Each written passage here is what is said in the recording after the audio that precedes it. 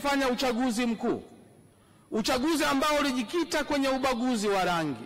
Vyama vya siasa vitakiwa vichague mgombea mmoja Muafrika, mgombea mwingine Muasia au Muhindi, na mgombea mwingine mzungu kutoka Ulaya. Lakini mwaka 1962 tulifanya reforms, tukayaondoa haya, tukaleta uchaguzi ambao hauzingatii ubaguzi wa rangi. Tukaendelea na uchaguzi huo chini ya mfumo wa chama kimoja, tukiwa na rais mmoja mgombea. Tulipofika mwaka 1995 mpaka mwaka 2024 tumefanya mabadiliko. Tunafahamu baada ya vyama vingi tukaondoa habari ya chama kimoja, tukaleta vyama vingi. Tukaondoa mgombea mmoja kwenye nafasi ya urais, tumeleta wagombea wengi. Huku nyuma tulikuwa na wagombea wawili tu kwenye ubunge, sasa tuna wagombea wengi. Mara ya mwisho mimi Songea mjini tumegombea ndani ya chama tulikuwa 31. Haya ni mabadiliko ambayo yamefanyika ndani ya mfumo wetu wa kisheria na wa kikatiba. Lakini Mheshimiwa Naibu Spika, niruhusu niseme kati ya 1995 mpaka 2004 tulikuwa na sheria mbili za uchaguzi: sheria ya taifa ya uchaguzi ya mwaka 1985 na sheria ya uchaguzi wa serikali za mitaa ya mwaka 1979. Tunavyoongea leo, Mheshimiwa Naibu Spika, hizo sheria hazipo tena kwa sababu tumefanya mabadiliko kuanzia mwaka 2004 kuja sasa tumefanya mabadiliko. Na niwakumbushe Waheshimiwa wabunge, tumefanya mabadiliko makubwa 15 ambayo ningependa sana tuyasikilize, tuyaweze kuyaongea vizuri ili ambao wanataka kutuvuruga nao waache kutuvuruga. Badiliko la kwanza, tumefuta sheria ya uchaguzi ya taifa ya mwaka 1985, na kazi hiyo ya kufuta ilifanywa na bunge hili tukufu, linastahili pongezi zake. Tumefuta sheria ya uchaguzi wa serikali za mitaa ya mwaka 1979. Kazi hiyo nzuri imefanywa na bunge hili tukufu, bunge hili linastahili maua yake. Mheshimiwa Naibu Spika, mabadiliko mengine ni kutunga sheria mpya ya uchaguzi wa rais, wa bunge na madiwani. Sio kufanya mabadiliko, tumetunga sheria mpya. Na mnafahamu sheria hii tuliitunga mwaka jana Februari 2024 katika bunge hili, baada ya mjadala mrefu na kushirikisha pande zote. Tukapata sheria yenye vifungu 168 ikielezea kila jambo linalohusu uchaguzi, kila mchakato, na watu wote walishirikishwa. Kama reforms kubwa tumezifanya Februari mwaka 2024. Sasa tujiulize, kutoka Februari 2024 mpaka leo tunataka reform gani tena? Sheria hii ni mpya, haijawahi hata kutumika. Kwa hiyo mabadiliko haya yamefanywa na chombo chenye mamlaka, bunge hili tukufu. Mheshimiwa Naibu Spika, pia tumetunga sheria kwa mara ya kwanza, sheria ya tume huru ya uchaguzi ya mwaka 2024. Tume ya uchaguzi ilitajwa kwenye ibara ya 74 ya Katiba ya Jamhuri ya Muungano wa Tanzania. Ilikuwa haijatajwa na sheria mahususi. Kwa mara ya kwanza tumefanya reforms hizi kubwa Februari 2024. Tume sasa iko vizuri, ina sheria yake. Uhuru ambao umetamkwa kwenye katiba umefafanuliwa vizuri sana kwenye sheria hii. Ukitaka kusoma uhuru wa tume, sio kwa jina tu, kwa kila kipengele, nenda kasome sheria hii, utaielewa na utaitilia maanani. Lakini pia Mheshimiwa Naibu Spika, tumetunga kanuni za maadili ya uchaguzi wa rais na madiwani wa mwaka 2025. Vyama vyote vimesaini kanuni hizo isipokuwa chama cha Chadema.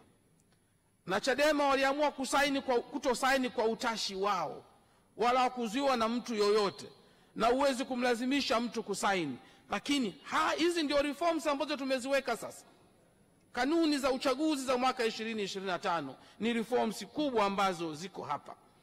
Mheshimiwa Naibu Spika, Katika sheria ya uchaguzi ambayo tuliitunga, kuna mambo ya msingi ambayo ningependa pia kuyaongea. Moja, swala la kupita bila kupingwa limeondoshwa kabisa, na hili lilikuwa ndio lalamiko kubwa sana, mpaka watu walikwenda mahakamani, mahakama ikatoa hukumu ya mahakama ile imetekelezwa. Na hii tunajifunza hapa kwamba kumbe tukitaka mabadiliko twende bungeni ama twende mahakamani, sio kulazimisha watu kuingia mtaani na barabarani. Mheshimiwa Naibu Spika, kulikuwa na malalamiko wa wakurugenzi kusimamia uchaguzi. Swala hili limeshapatiwa tiba. Sasa hivi uchaguzi utasimamiwa na maafisa waandamizi ambao watateuliwa na tume na kwa njia ya ushindani. Mheshimiwa Naibu Spika, tumeanzisha kamati ya usaili ya kupata viongozi wa juu wa tume ili kupata umoja.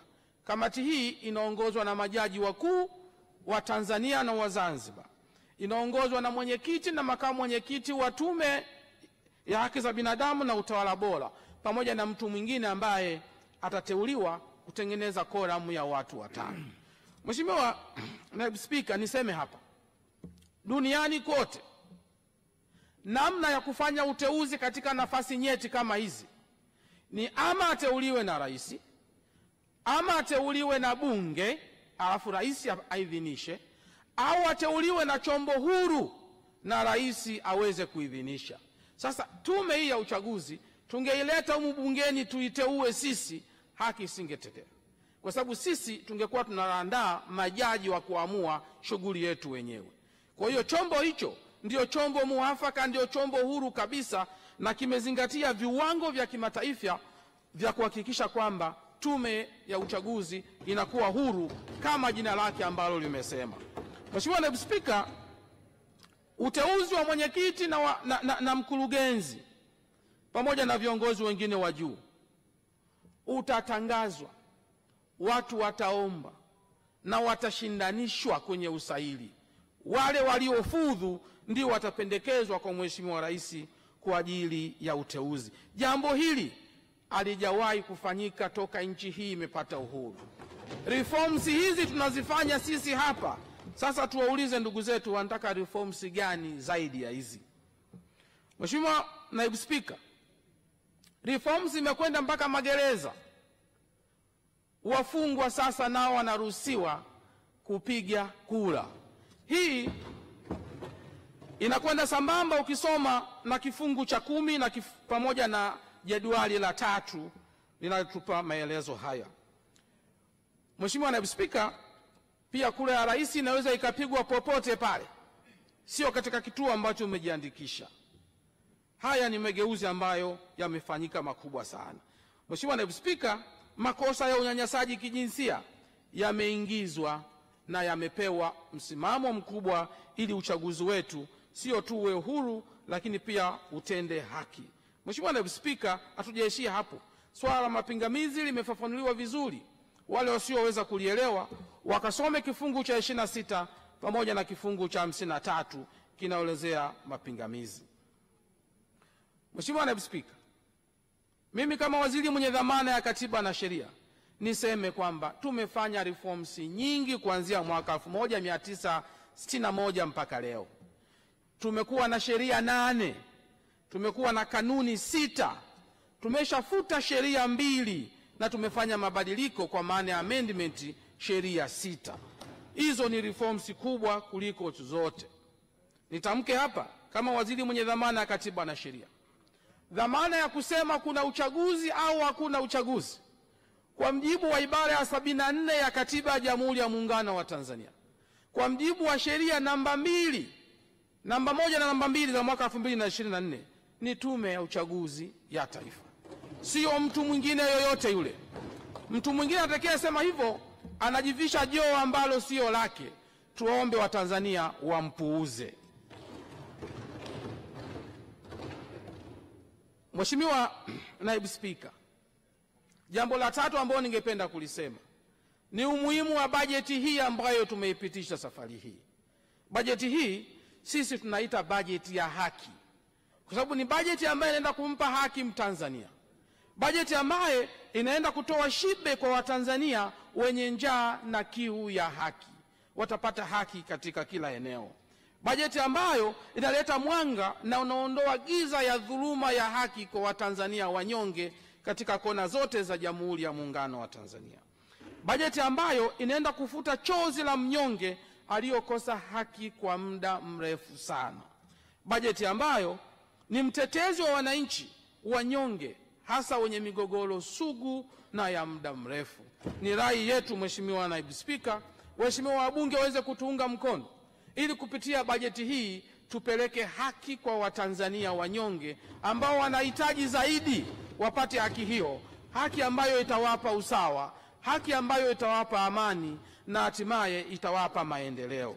Mheshimiwa Naibu Spika, nikushukuru tena sana wewe kwa namna ambavyo umetuongoza kwa siku ya leo. Mheshimiwa Naibu Spika, naomba kutoa hoja. Asante. Katibu. Kamati ya Matumizi.